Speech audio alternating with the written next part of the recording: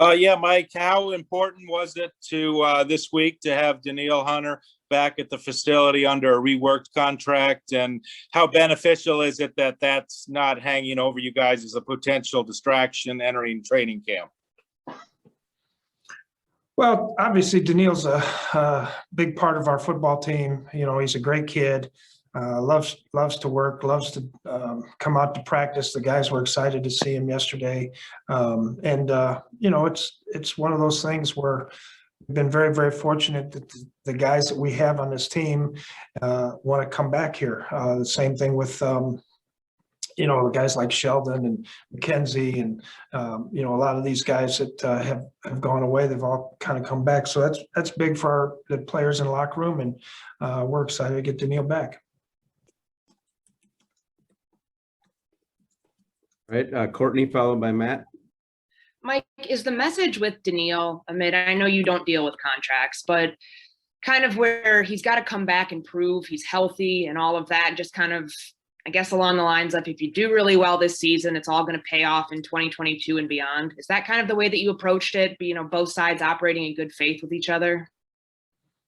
Well, honestly, I didn't look at it that way. I let the front office handle all that. I know he wants to play football. I saw him, for the first time a couple days ago, I guess it was, and he came up and gave me a big hug, and so it's really hard to say. We hadn't had him. We weren't sure that he was obviously healthy until he came in and did his physical, and he looks fantastic and he should be ready to go. So, all the other stuff, the money part and the contract and all that, it's out of my pay grade. Hey, Mike, Patrick Peterson on his podcast mentioned that he feels like he can sort of be more of himself as a player here working with you. I guess I was wondering, when it comes to a veteran who's played in the league for a long time, how you let him play to his strengths that he has and also kind of coach the techniques that you want as well. Well, one of the things I did with Patrick when he got here, I had him come in my office, sit down. A lot of these guys that are, 8-year Pro Bowl players and things like that, they really don't want to be coached. And so one of the things I called him in, asked him, I said, tell me about you. What do you like to do? How do you like to do it? Do you want to be coached? I think I can help you in these areas. And he says, Coach, I want to be coached. I want to get back playing really good.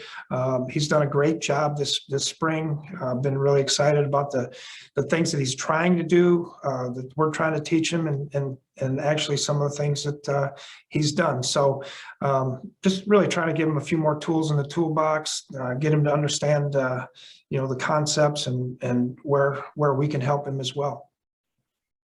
Andrew, followed by Ben. Hey, Mike, I just want to ask you about the defensive line. How important was it for you to get that group back up to the level of what you're used to, with having Tomlinson, Hunter, Pierce, Richardson, all these guys kind of jumping into the fold now? And then second question with that, what kind of role do you envision for Sheldon Richardson here? Well, it's real early right now to talk too much about roles, but we anticipate that he's going to be the pass rushing guy in there. Not that Dalvin and Michael can't do that, but that's kind of where we see him being worked in. But as far as the defensive line, yeah, you can never have too many of those guys either. We're fortunate that we drafted a couple of young guys that look like they have some potential, maybe down the road a little bit. But and then you got Wanham who came back. He's changed his body. He looks really good. Weatherly is back. Just trying to think of some of the other guys, but Jalen Holmes. So we've got a lot of players there that have potential to be really good players, and I think the more that you can add to the mix, the better off we are. But it'll be a great competition in camp with the guys that we've added.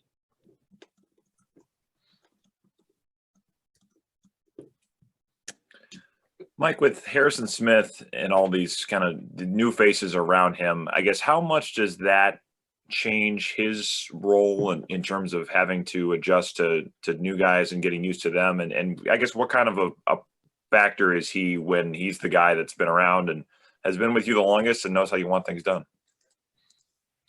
Harrison's one of those guys that really doesn't change the way that he does things very much.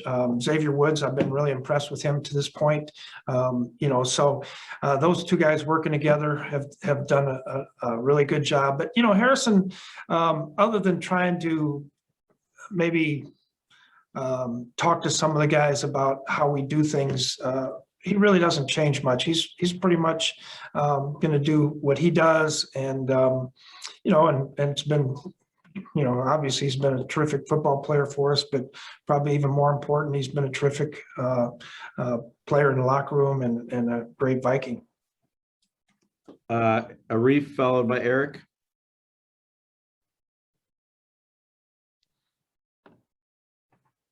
You're on mute, Arif.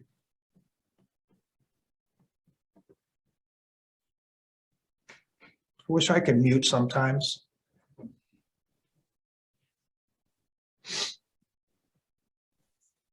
We'll skip to Eric. Hey, Mike, there's obviously a lot of focus every year on the offensive line. And after the draft, we heard that you wanted more beef and kind of to get bigger up front. I'm wondering from a defensive perspective, is it tougher to go against bigger offensive linemen? I mean, or I guess what challenges do athletic linemen present? What's sort of the difference between those two styles up front? That's a really good question. Sometimes when you have a little bit more power and a little bit more size, it's harder to get around guys in pass rush, especially. But they all have to be athletic. They all have to be smart. They have to work together. That's always big for that group. Be on the same page. But I think it's important that we protect Kirk, especially inside out. I think that's a big factor for him. If he has a clean pocket, he's obviously extremely accurate and does a great job in those areas. So the more that we can keep the middle of the pocket secure with some size, I think that's important for us as a football team. Courtney, and then we'll go back to Arif. Mike, Adam Thielen yesterday was talking about Clint Kubiak and just what this offense is now, and that it's not Gary's offense, it's not last year's offense, it's Clint's offense, or the 2021 Vikings offense. How have you seen him in the short time already, adjusting to the offensive coordinator role, maybe making some of his adjustments, his tweaks, what he wants in this scheme, and how that's going to unfold this season? Well, I'm trying to give Clint as many opportunities to get a feel for how things are going to run, how he calls the game, different situations and things like that. He's done a great job. The players have all the respect in the world for him. He knows what we want to do as a football team and how we want to approach things. I think he has a really good feel for what the players do best, and I think that's really important. For all the new or young coordinators or whatever you want to call them, I think it's important that they get a chance to kind of practice their game-like situations and making calls and understanding situations throughout the game, whether it be winning or losing or 2-minute or whatever it is. And, so I'm trying to give him as many opportunities as well as Adam and Ryan, as many of these opportunities as they possibly can get as well. Sam, Sam, or Arif followed by Sam. All right, can we hear me now? We're good? Yes. All good. Awesome. I know this has always been more of a 2 tight end offense, but there's always been a question about which wide receiver will be able to take over beyond the first 2. Who do you envision as kind of fitting into that role this early in the process? It's really hard to tell. I really like some of these guys.